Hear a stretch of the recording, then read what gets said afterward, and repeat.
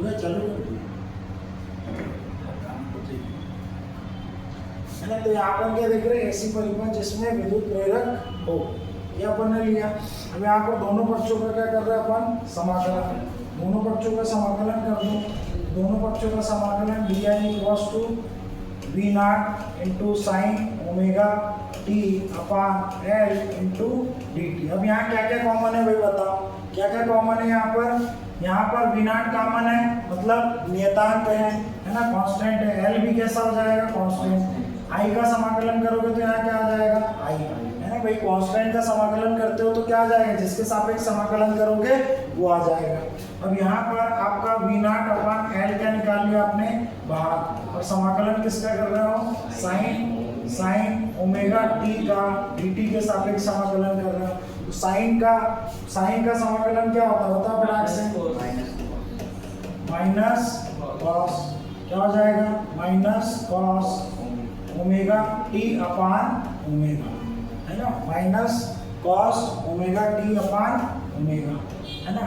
अब चूंकि हम इसको क्या लिख सकते हैं सर, आई इक्वल्स टू, हमको पता है सर कि यहाँ पर minus V not upon L omega, क्या आ जाएगा, V not upon L omega.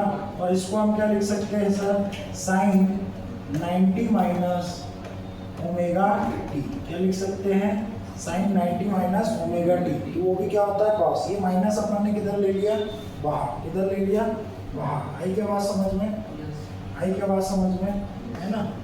अब चूंकि sine minus theta minus sine theta होता है, तो हम इस माइनस को भी उड़ा देंगे। तो आई इक्वल्स टू क्या हो जाएगा, V not upon L omega, और यहाँ पर क्या हो जाएगा, sine omega T minus pi by 2। क्या किया सर हमने, चूंकि बेटा साइन माइनस थीटा क्या होता है, माइनस साइन थीटा, क्या होता है, minus sine theta. Sine minus theta क्या होता है, माइनस साइन थीटा। ये माइनस कहाँ चला गया, अंदर, इसीलिए pi by 2 minus omega T से क्या हो गया, omega T minus pi by 2। Minus तो पाई बाय 2 माइनस में minus minus plus. Point clear, point clear. तो यहाँ पर ये कहानी बन गई। क्लियर हुआ क्या, क्लियर हुआ क्या यहाँ तक। तो ये आ गया आपका समीकरण नंबर। अभी इसको चेंज कर लेते हैं ना, इसके ये V not upon L omega को अपन ने क्या मान लिया sir, I not equals to V not upon L omega, क्या मान लिया, आई नॉट इक्वल्स टू क्या मान लिया, है ना, क्योंकि ये नियत है। तो यहाँ पर क्या बना बेटा समीकरण, I equals to sir I naught into sine omega T minus pi by 2। ये आ गया समीकरण नंबर 2।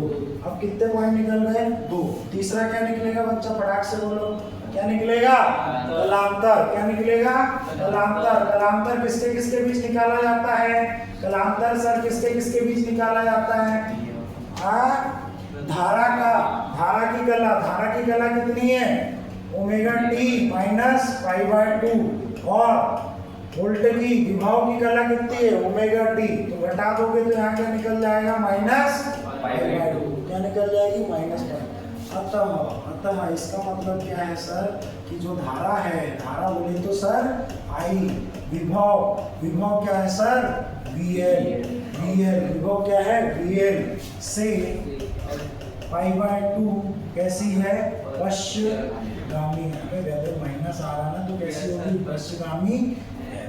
आई क्या बात समझ में। 4th नंबर पर क्या निकालते हो बेटा, कला आरेख। क्या बनाओगे, कला आरेख, बोले तो फेज डायग्राम। क्या बनाओगे, फेज डायग्राम। आई क्या बात समझ में, क्लियर हुई क्या कहानी। अब चूंकि हमारे पास कला आरेख बनाना है, कला आरेख कैसे बनता है सर ये तो हम ऐसा कर देते हैं, लंबा चौड़ा, और फिर इसके बाद इधर ये बना दो। ये हमेशा क्या होती है बच्चा, धारा। क्या होती है, धारा। क्या होती है, धारा। अब चूंकि इससे पश्चिगामी बनाना है तो विभव किधर बनाना पड़ेगा, इधर ऊपर की तरफ। मतलब सर ये यहाँ से पश्चिगामी है कितने, 90 डिग्री। कितना पश्चिगामी है, पाई बाय 2, 90 डिग्री। पॉइंट क्लियर हुआ क्या बेटा यहाँ पे। अब क्या करोगे, किसी को कोई समस्या क्या यहाँ पे, किसी को कोई समस्या है क्या। ये फेजर आरेख में मैंने क्या बताया था बेटा, सर आपने बताया था कि हम तो क्या बनाएंगे y एक्सिस, फिर क्या बनाएंगे x एक्सिस, और बीच में आपका क्या बनेगा VL, क्या बनेगा VL, और VL x से कितना बनता है सर ओमेगा t। अब चूंकि धारा π/2 पश्चगामी है तो पश्चगामी किधर बनेगा बच्चा, पश्चगामी किधर बनेगा नीचे, पश्चगामी किधर बनेगा नीचे। आई क्या बात समझ में हो गई धारा। और ये यहाँ पर आपका ये वाला जो एंगल हो गया ये पूरा क्या हो गया π/2, और ये वाला जो एंगल दिखा रहा है ये क्या बता रहा है ओमेगा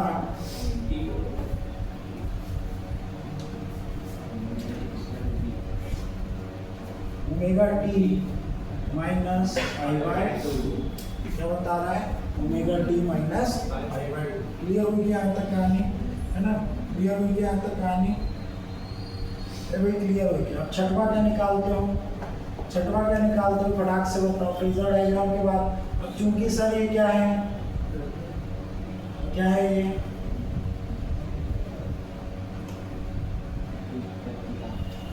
प्रतिघात, क्या निकालेंगे सर हम प्रतिघात, क्या निकालेंगे छठवा प्रतिघात।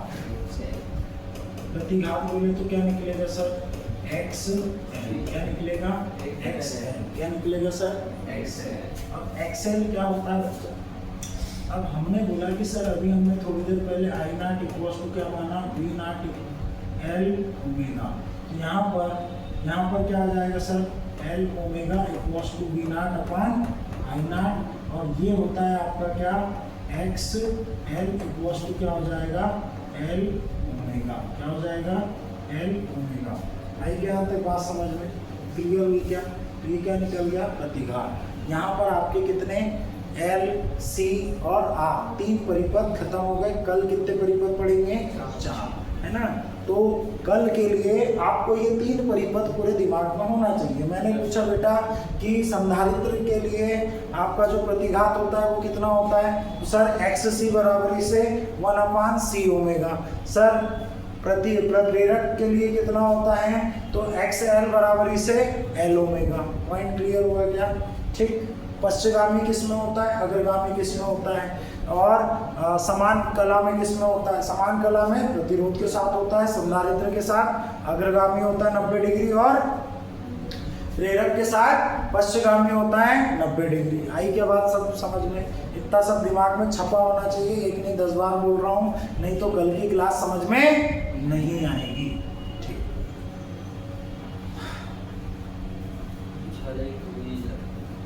इसके पीछे वाले 1 मिनट भी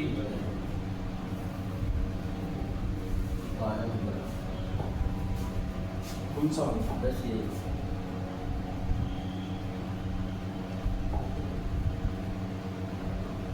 ये वाला तो हो गया था पूरा, ये भी आ गया था, ये देख लेना बच्चों, है ना,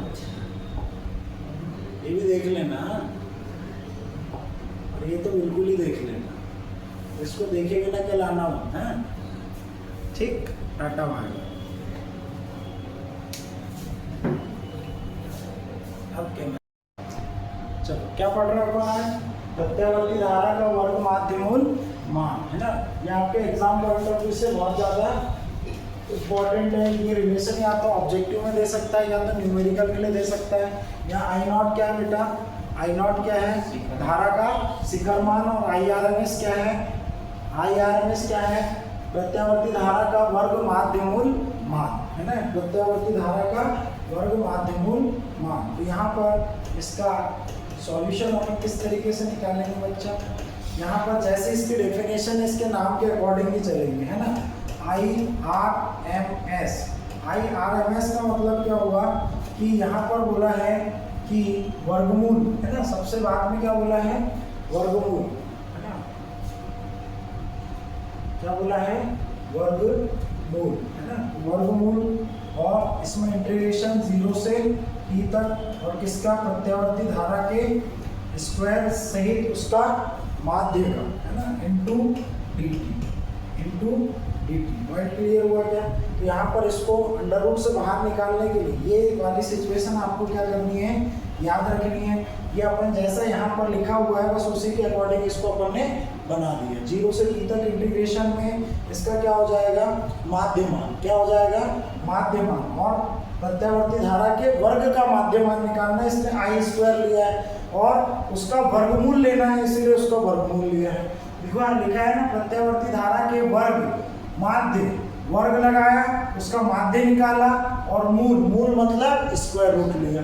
क्लियर, मूल मतलब स्क्वायर रूट लिया। तो यहाँ पर सबसे पहला काम क्या करेंगे हम, दोनों पक्षों का क्या करेंगे बच्चा, दोनों पक्षों का क्या करेंगे, वर्ग करने पर क्या हो जाएगा, IRMS का स्क्वायर इक्वल्स टू क्या हो जाएगा, यहाँ पर ये अंडर रूट से बाहर निकल जाएगा, I square upon t into D t, I square t upon d T. अब यहाँ पर आई की वैल्यू पुट कर देंगे। आई की वैल्यू क्या होती है बेटा, 0 to t और यहाँ हो जाएगा आई नॉट इंटू, इसका वर्ग कर दोगे तो I naught into sine square omega t into D t और अपॉन में क्या है टी। अब यहाँ पर हम इसको क्या ले लेंगे, कॉमन। क्या ले लेंगे, कॉमन। किसको कॉमन ले लेंगे भाई, आई स्क्वायर तो कॉमन हो जाएगा और टी भी इसके लिए क्या हो जाएगा, कॉमन, क्योंकि दोनों इसके लिए क्या रहेंगे, कांस्टेंट। तो यहाँ क्या आएगा, IRMS का square equals to I not, I square not upon क्या आ जाएगा, टी। क्या आ जाएगा, I square not upon T. और यहाँ पर इंटीग्रेशन 0 to t किसका कर रहे हैं अपन, साइन स्क्वायर ओमेगा टी का। किसका कर रहे हैं, साइन स्क्वायर ओमेगा टी का। तो यहाँ पर हमको स्क्वायर वाले टर्म का हम इंटीग्रेशन नहीं कर सकते, तो हम यहाँ पर क्या लगाएंगे बेटा, एक ट्रिग्नोमेट्रिक फॉर्मूला है ना। मैं तो छोटे से इसमें लिख दे रहा हूँ कि sir cos 2 theta equals to क्या होता है, 1 माइनस 2 साइन स्क्वायर थीटा। क्या होता है, cos 2 theta equals to 1 minus 2 sine square theta. और यहाँ से 2 साइन स्क्वायर थीटा की वैल्यू निकालोगे तो क्या हो जाएगा, 1 माइनस cos 2 थीटा अपॉन, अब ये साइन स्क्वायर थीटा की वैल्यू निकालोगे तो क्या आ जाएगा, 1 माइनस cos 2 थीटा अपॉन 2। क्या आ जाएगा, 1 माइनस cos 2 थीटा अपॉन 2। तो यहाँ पर हम साइन स्क्वायर को इस तरीके से कन्वर्ट कर देंगे तो क्या आ जाएगा, I square RMS I naught square upon T और यहाँ पर इंटीग्रेशन 0 to t और साइन स्क्वायर की जगह क्या पुट कर देंगे, 1 माइनस cos 2 थीटा अपॉन 2 और यहाँ क्या आ जाएगा, dt। क्या आ जाएगा बेटा, dt। अब ये 1 माइनस 1 का करोगे तो कितना आएगा, यार 2 को कॉमन ले लो, 2 को क्या ले लो, कॉमन। 2 को कॉमन ले लिया हमने, 2 को क्या ले लिया, कॉमन। और हमने बोला 1 का करोगे इंटीग्रेशन तो क्या आएगा, 1 का करोगे तो क्या आएगा, 1 का करोगे तो क्या आएगा, t। क्या आएगा, t। क्या आएगा, t माइनस यहाँ पर cos 2 थीटा का करोगे तो क्या आ जाएगा, अच्छा सॉरी थीटा लिख दिया मैंने, ओमेगा टी चलेगा। क्या चलेगा, ओमेगा टी, ओमेगा टी। तो cos ओमेगा टी का करोगे तो क्या आएगा, साइन ओमेगा टी। क्या आएगा, साइन ओमेगा टी और अपॉन में क्या आ जाएगा, ओमेगा। अपॉन में क्या आ जाएगा, ओमेगा। और ये 2b है तो ये 2b कहाँ आ जाएगा, नीचे। 2b कहाँ आ जाएगा, नीचे। पॉइंट क्लियर हुआ क्या, नहीं आ रहा होगा तो यहाँ पर सूत्र लिख दे रहा हूँ मैं। सूत्र क्या होता है सर इंटीग्रेशन करें यदि हम किसी नंबर का किसी भी x के सापेक्ष तो वो क्या हो जाएगा बेटा, x की पावर 1 अपॉन 1 है ना, x की पावर 1 अपॉन 1 है ना। यदि हम यहाँ पर इंटीग्रेशन करें cos 2 थीटा का तो यहाँ क्या आ जाएगा, साइन थीटा अपॉन 2। क्या आ जाएगा, sine theta upon 2, sine 2 theta upon 2। क्या जाएगा, साइन 2 थीटा अपॉन 2। क्लियर हुआ क्या पॉइंट यहाँ तक, ठीक। तो इसी तरीके से अपन इंटीग्रेशन कर दिया और इस पर लिमिट क्या चल जाएगी, 0 to t। क्या चल जाएगी बेटा, अब यहाँ लिमिट पुट कर दोगे तो क्या आ जाएगा, I square RMS equals to I not upon 2t और यहाँ क्या आ जाएगा, t। क्या आ जाएगा, t। अब ये 0 रखोगे तो ये तो पूरा ही 0 हो जाना है, 0 रखोगे तो साइन 0 की वैल्यू क्या हो जाएगी, 0। यहाँ पर क्या पुट कर दिया अपन ने, साइन 2 था ना, 2 ओमेगा टी अपान क्या आ जाएगा 2 ओमेगा। आएगा या नहीं आएगा लिमिट पुट करने पर? भाई टी रखोगे तो इतना आएगा और 0 रखोगे तो पूरी टर्म 0 हो जाएगी, तो उससे माइनस भी करोगे तो सब क्या होना है 0। पॉइंट क्लियर हुआ कि यहाँ तक? अब हमने बोला इसमें क्या बोला, एक पूर्ण चक्र में कितना होता है इसका मान टी का? कितना होता है 2 पाई। कितना होता है 2 पाई। टी का मान कितना हो जाएगा 2 pi. I square R M S equals to I not upon 2 t, और यहाँ क्या हो जाएगा t minus sine 2 omega into 2 pi. कितना हो जाएगा 2 omega into 2 pi upon omega. क्या हो जाएगा 2 पाई अपान ओमेगा अपान क्या आ जाएगा 2 ओमेगा। तो अब यहाँ से ओमेगा कट गया और साइन का इवन मल्टीपल रहेगा। इवन मल्टीपल मतलब 2 पाई 4 पाई, तो 2 पाई के लिए कितना होता है उसका मान 0, तो 4 पाई के लिए भी क्या होगा 0, तो ये वाली टर्म क्या हो जाएगी 0। और यहाँ I square R M S I not upon 2 पर टी इंटू क्या आ जाएगा 2t। टी से टी यहाँ कट जाएगा और क्या बचा बेटा यहाँ पर, क्या बचा यहाँ पर, इधर क्या बचा I square R M S equals to I naught square upon 2, और दोनों पक्षों का वर्गमूल लोगे तो क्या आ जाएगा I R M S equals to I not upon √2, और √2 से 1 में भाग दोगे तो यहाँ क्या आ जाएगा 0.707 आई नॉट। तो ये होता है क्या, ये क्या होता है प्रत्यावर्ती धारा का माध्य मूल मान। क्लियर हुई क्या बात? बहुत इंपॉर्टेंट है एग्जाम प्रोस्पेक्टस से। क्या बोला मैंने? एग्जाम पॉइंट ऑफ व्यू से बहुत ज़्यादा इंपॉर्टेंट है। क्लियर हुई क्या यहाँ तक कहानी? अब हम इस चैप्टर के सबसे अहम इस पर चल रहे हैं ना, इस पर चल रहे हैं सर्किट पर, एसी सर्किट्स पर। इस पर चल रहे हैं एसी सर्किट, इस पर चल रहे हैं बेटा एसी सर्किट, इस पर चल रहे हैं बच्चा एसी सर्किट, है ना।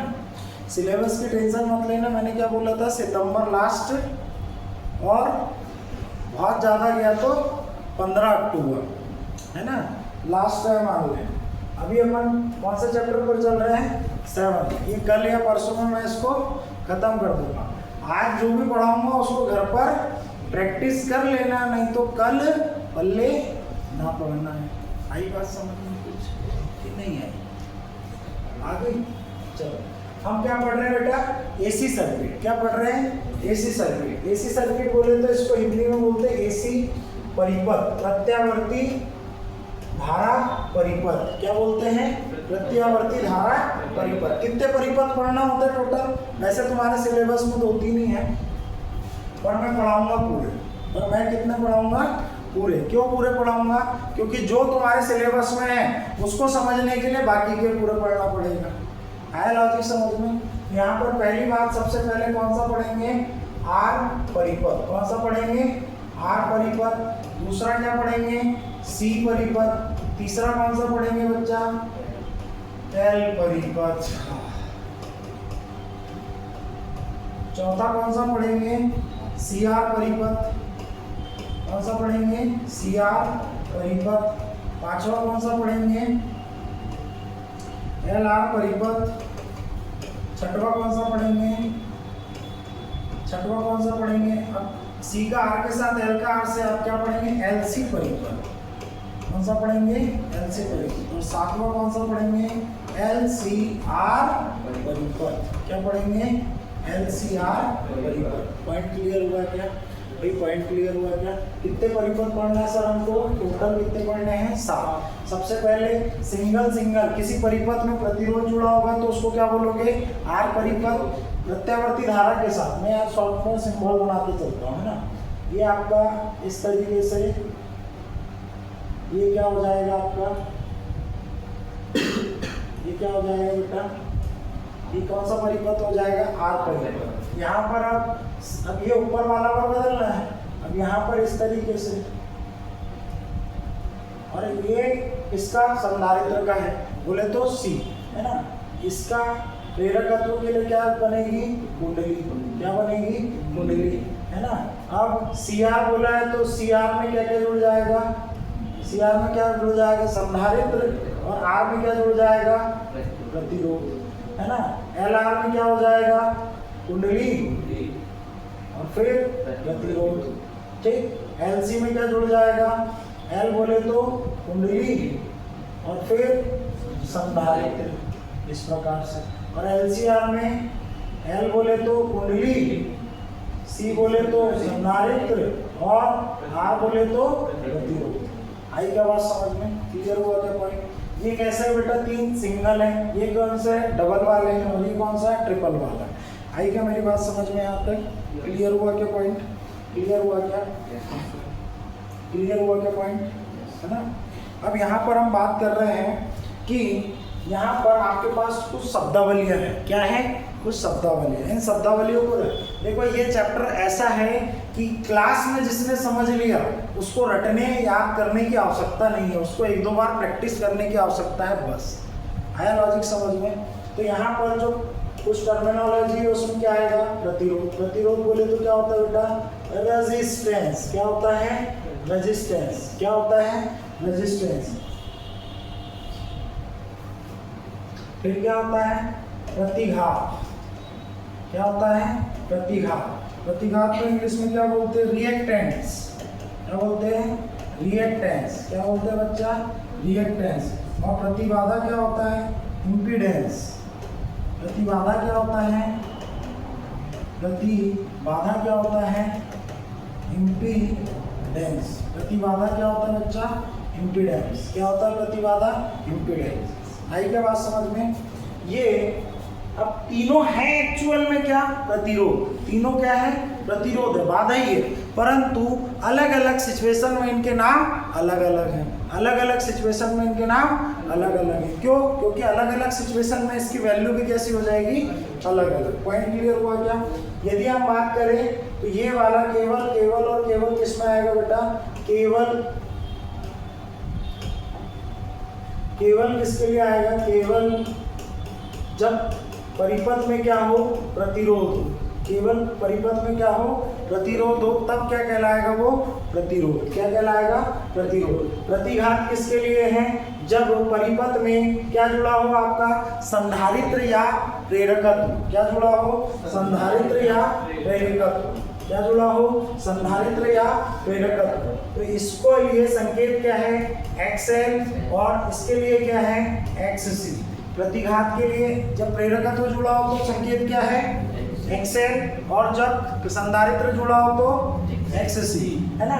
अब बोलना सर कि मैंने बोला कि यहाँ पर सर जब C परिपथ होगा तो हमको क्या निकालना पड़ेगा, प्रतिघात। सर जब L परिपथ होगा तब भी हमको क्या निकालना पड़ेगा, प्रतिघात। बहुत सारे लोगों को, स्टूडेंट के दिमाग में रहता है कि कौन से सर्किट में क्या निकालना है, तो क्या निकालना है। अब इसमें प्रतिबाधा निकालनी है तो प्रतिबाधा क्या होगी, प्रतिघात निकालना पड़ेगा। क्या निकालना पड़ेगा, प्रतिघात। प्रतिघात क्या होगा, XL और XC। बहुत इजी है निकालना। पॉइंट क्लियर हुआ क्या। मैंने बोला सर प्रतिबाधा किसके लिए निकाली जाती है, जब 2 या 2 से अधिक, जब 2 या 2 से अधिक यहाँ पर जैसे परिपथ में जुड़े हो, CR हो गया, LR हो गया, LC हो गया और LCR हो गया। तो इन तीनों स्थिति में क्या निकलेगी बेटा, प्रतिबाधा। क्या निकलेगी, प्रतिबाधा। और इसके लिए सभी के लिए कॉमन संकेत क्या है, Z। क्या निकलेगा, Z। क्या निकलेगा, Z। क्लियर हुआ। R बोले तो इसका संकेत R हो गया, इसका XL, XC, Z। आया लॉजिक समझ में, क्लियर हुई क्या कहानी यहाँ तक, अरे भाई क्लियर हुई क्या।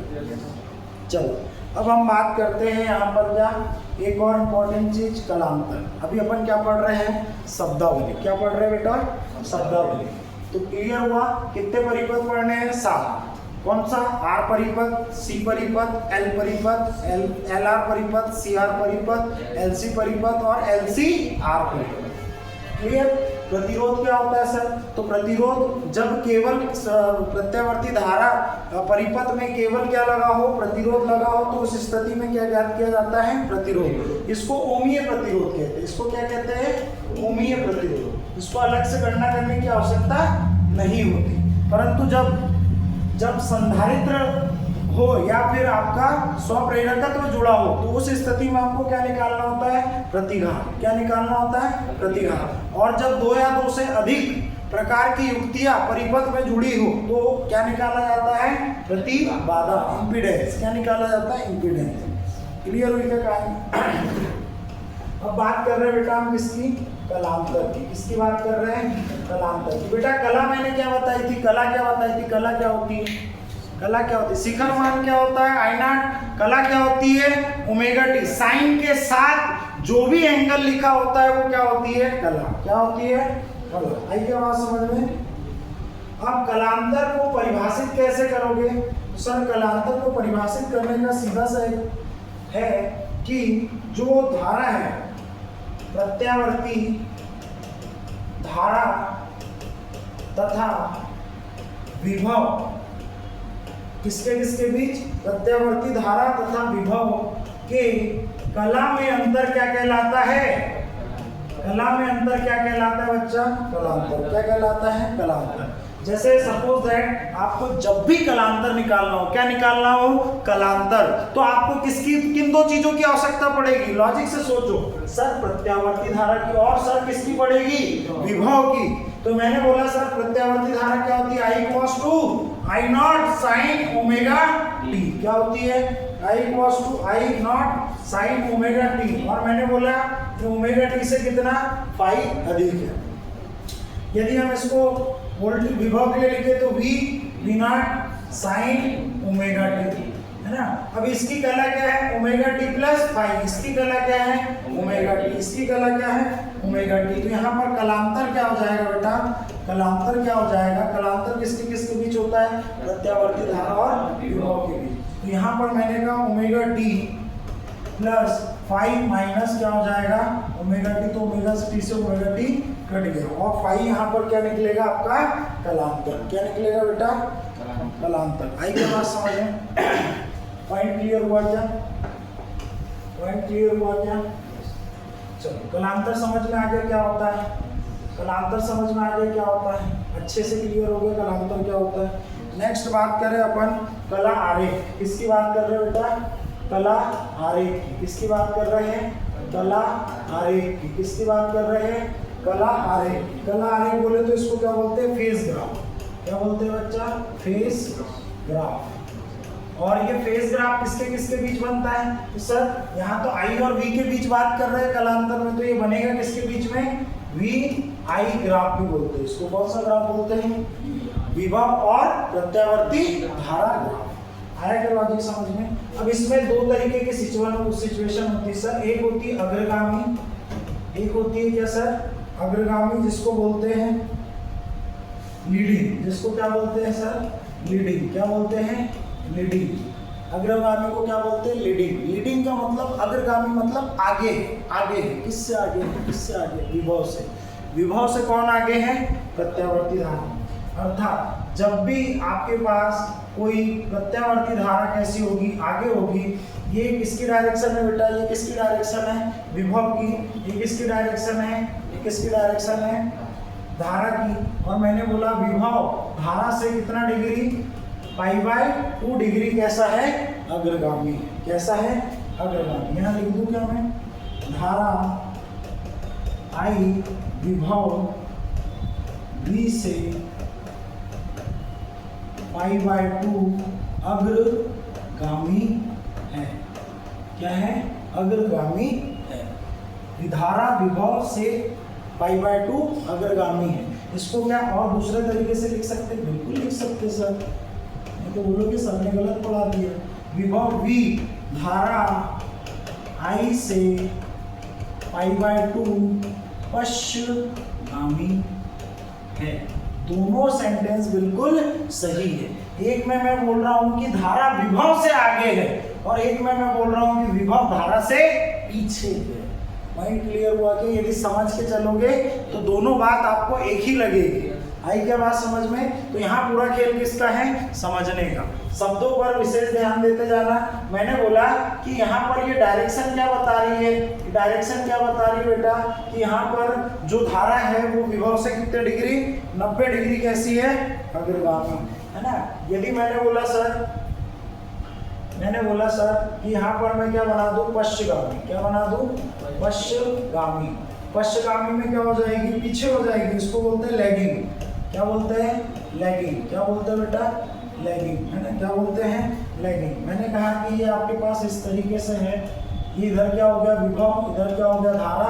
तो अब यहाँ पर धारा जो है वो आपका विभव से कितने डिग्री, π/2 डिग्री कैसी है, पश्चगामी। कैसी हो गई, पश्चगामी। यहाँ पर लिख दे रहा हूँ क्लॉज, धारा I विभव V से π/2 कैसी है, पश्चगामी है। कैसी है, पश्चगामी है। या इसको मैं ऐसा भी बोल सकता हूँ कि विभव धारा I से π/2 अग्रगामी है। विभव के शुरू करूंगा तो विभव अग्रगामी है और धारा पश्चगामी। पॉइंट क्लियर हुआ क्या। अब धारा अकेली धारा मत लिखना, क्या लिखोगे, प्रत्यावर्ती धारा। क्या लिखोगे, प्रत्यावर्ती धारा, है ना। 2 मिनट फटाक से बोर्ड पर देखो, ये दोनों तीनों चीजें देखो फटाक से एक बार।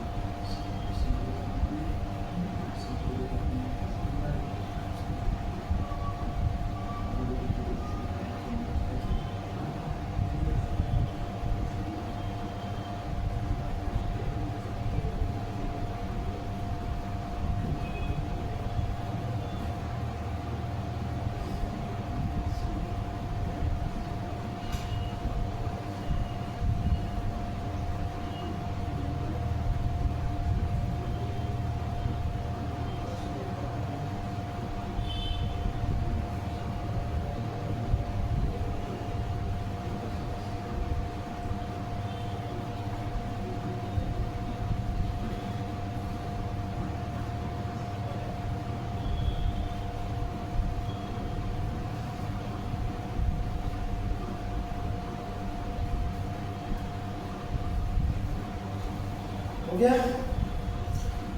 चलो ये भी देख लिए कैसे बनेगा अग्रगामी, कैसे होता है पश्चिगामी, है ना। कलांतर क्या होता है, कलांतर कैसे निकलता है, ये सब चीजें क्लियर होगी। एक और पढ़ेंगे अपन फेजर। कौन सा आरेख, फेजर आरेख, है ना, एग्जाम में निकालने के लिए आता है। तो आज अपन कितने सर्किट कंप्लीट करेंगे, 3, L, C और R। कितने करेंगे, कल अपन पढ़ेंगे कि कौन से, 4। कल ये खत्म हो जाएगा, फिर उसके बाद 1 या 2 क्लास में चैप्टर फिनिश, है ना। जो अपसेंट करेगा वो भुगतते रहो। चलो यहाँ पर बात कर रहे हैं अपन किसकी, फर्स्ट ले रहे हैं एसी परिपथ। कौन सा, एसी परिपथ जिसमें केवल ओमीय प्रतिरोध। एसी परिपथ जिसमें केवल क्या हो बच्चा, केवल ओमीय प्रतिरोध। बेटा ओमीय प्रतिरोध का संकेत क्या होता है, आएगा तो देने के लिए नहीं। ओमीय प्रतिरोध R है ना, तो इसको क्या बोल सकते हो तुम, R परिपथ। क्या बोल सकते हो, R परिपथ, है ना। एग्जाम में ऐसा भी लिखा आ सकता है। इसको रजिस्टर बोलते हैं ना, रजिस्टर या रेजिस्टेंस, है ना। ठीक, क्लियर हो गया। अब इसका सर्किट बनाओगे तो सबसे पहले इसको करने का मतलब क्या है कि इसका R परिपथ बनाओगे। क्या बनाओगे बेटा, कितने बिंदुओं में चलेगा। पहला बिंदु क्या हो गया, R परिपथ बनाना है। क्या बनाना है बच्चा, R परिपथ। अब R परिपथ कैसे बनेगा, तो सर यहाँ पर हमने सीधा सिंपल सा समझ लिया था पहले कि यहाँ पर हमको क्या बनाना पड़ेगा, प्रतिरोध। क्या बनाना पड़ेगा, प्रतिरोध। और इसको हम किससे जोड़ देंगे, चूंकि ये प्रत्यावर्ती धारा का परिपथ है इसलिए इसको हम किससे जोड़ देंगे, प्रत्यावर्ती धारा से। ये जोड़ दिए प्रत्यावर्ती धारा से। प्रत्यावर्ती धारा के नीचे यहाँ पर लिखेंगे AC, है ना। और ये प्रतिरोध है इसका, ये प्रतिरोध कितना होंगे, प्रतिरोध R। और इस पर जो विभव होगा वो क्या हो जाएगा बच्चा, VR। और इसमें बहने वाली प्रत्यावर्ती धारा क्या हो जाएगी, I। क्लियर हुआ क्या, यहाँ तक पॉइंट क्लियर हुआ क्या। अब हम यहाँ पर किसकी गणना करेंगे, प्रत्यावर्ती धारा की। किसकी गणना करेंगे? प्रत्यावर्ती धारा का मान। क्या निकालेंगे? प्रत्यावर्ती धारा का मान।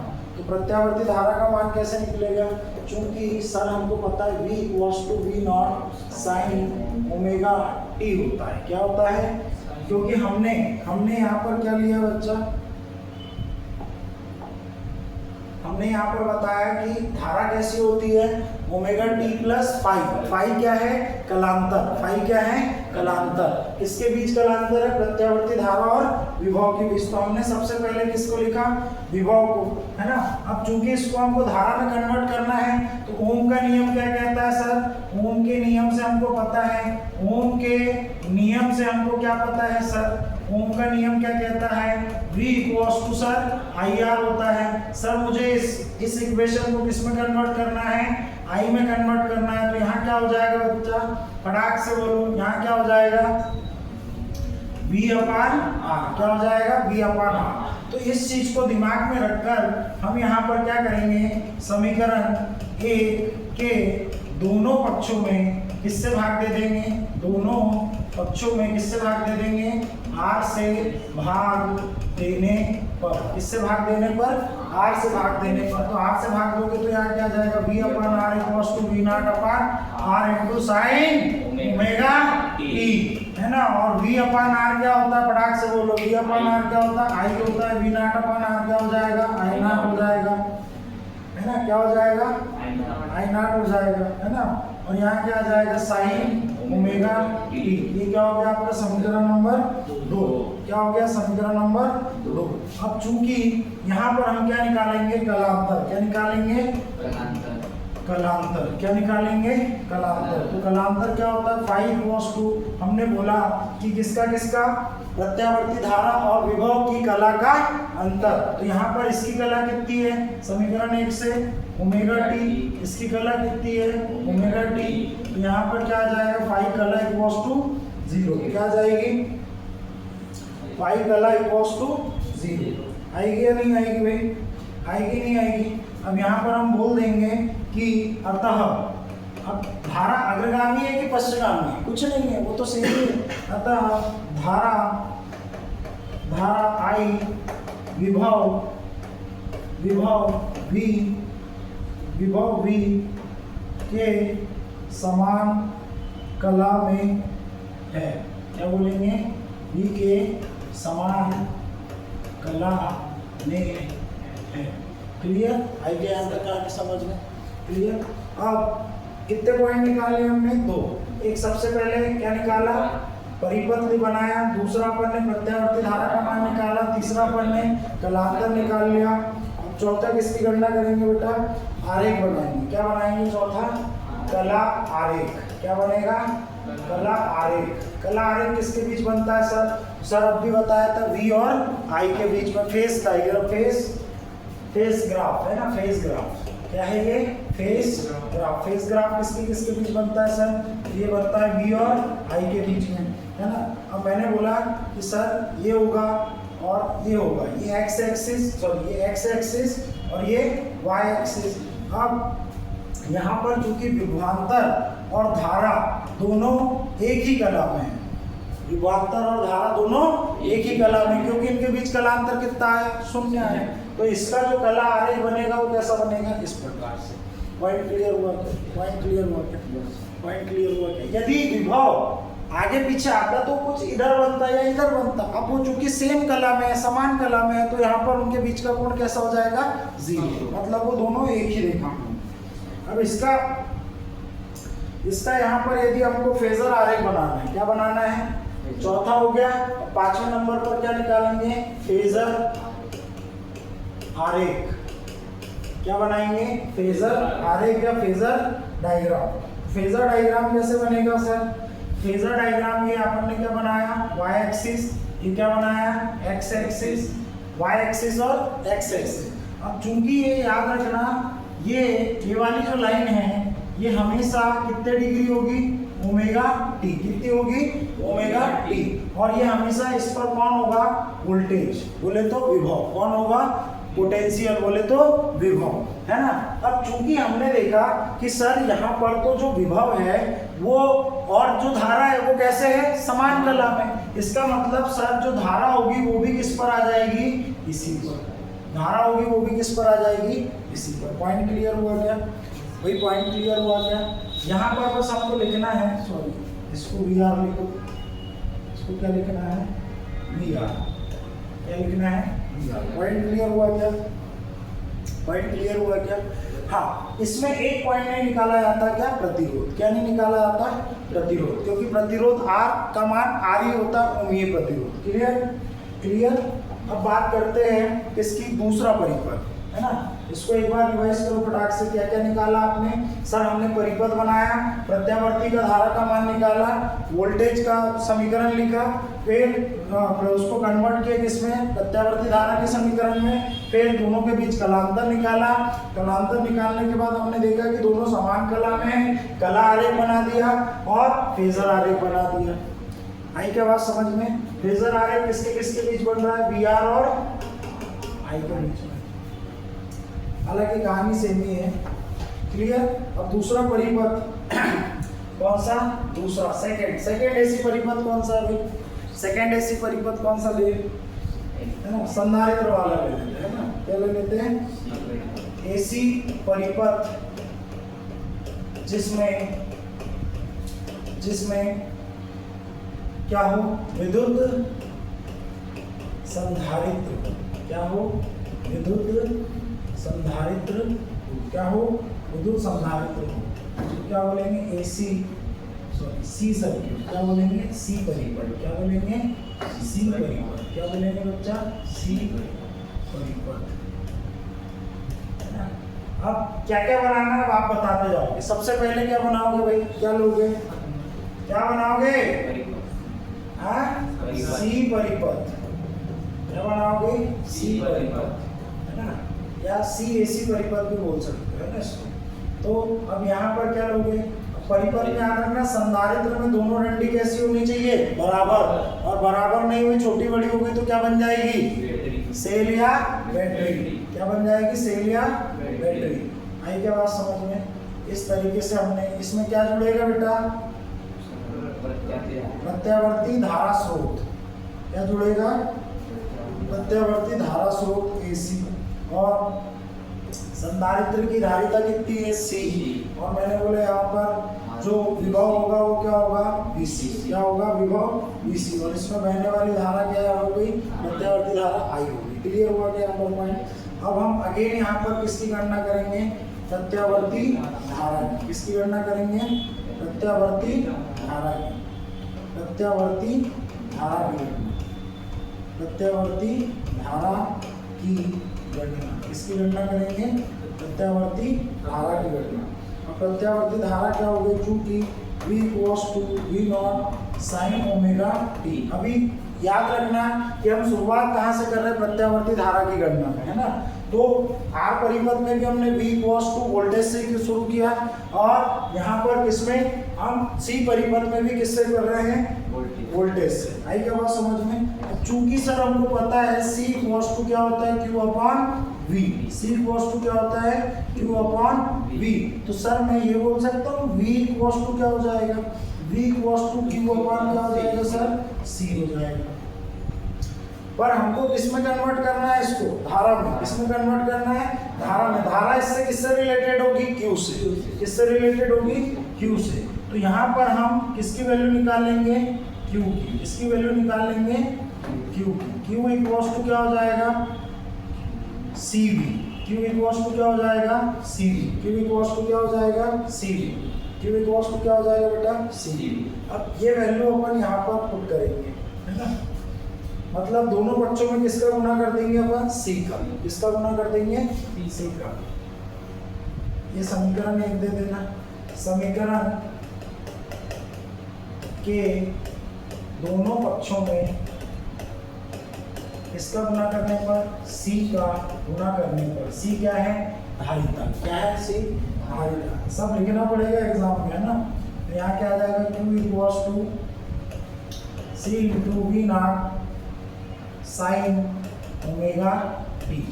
आई क्या आता है कहानी समझ में। अब धारा कैसे बनेगी